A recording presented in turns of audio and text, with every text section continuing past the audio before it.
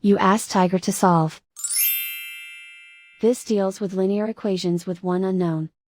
The final result is c equals -2. Let's solve it step by step. Simplify the expression. Group like terms. Multiply the coefficients. Isolate the b. Divide both sides by 8. Simplify the fraction. Find the greatest common factor of the numerator and denominator.